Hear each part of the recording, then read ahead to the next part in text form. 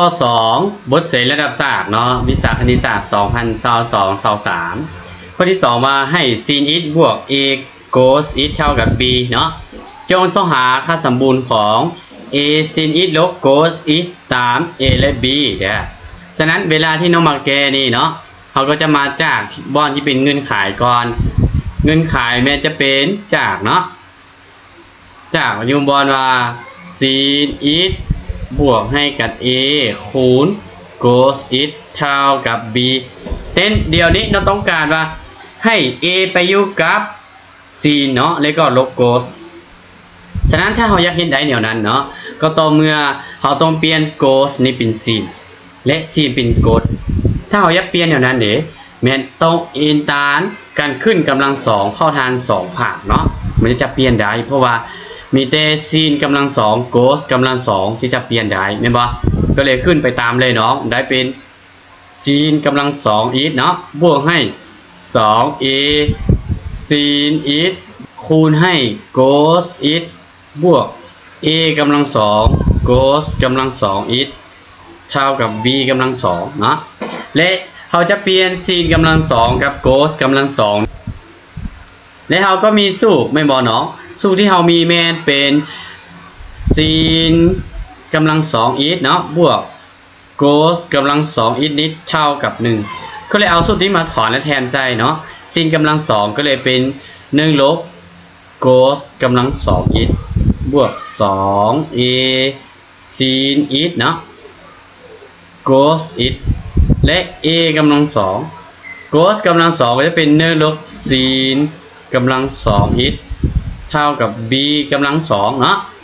และตอนนี้เด็กเราก็คูณเข้าไปแล้วก็จับคู่เข้ามาเนาะ a กำลังสองคูณลบนี้เป็นลบ a กำลังสอง sin กำลังสอง x บวก 2a sin x คูณ cos x เนาะและลบ cos เอามาจากยูบอลนี่กำลังสอง x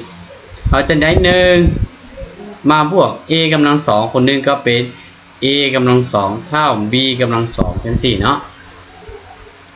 บอกอีกแบบหนึ่งว่าเราจะย้ายตัวนี้ไปทางขวาเลยย้าย b กำลังสองมาทางซ้ายเนาะเป็น1บวก a กำลังสองลบ b กำลังสองเท่ากับ a กำลังสอง sin กำลังสอง x บวกย้ายไปเป็นลบเนาะ 2a sin x cos x ไม่บ่และลบ cos กำลังสองย้ายไปก็เป็นบวก cos กำลังสอง x เนาะเดี๋ยวนี้เด็กใกล้เป็นก็ผลฟันเจอแล้วไม่บอกน้องตัวนี้ก็เขียนคือเก้าเนาะส่วนทางนี้มันจะเป็น a sin x ลบให้กับ cos x ทั้งหมดกำลังสองเราจะเห็นว่า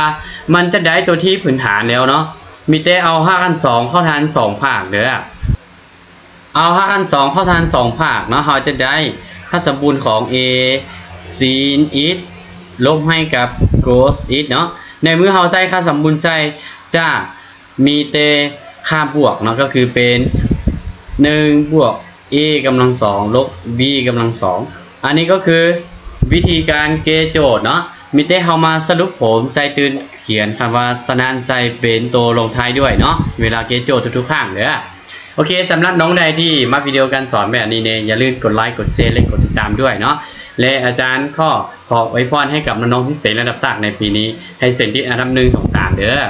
สู้ๆเนาะเดี๋ยวเรามารอท่านั่งกัน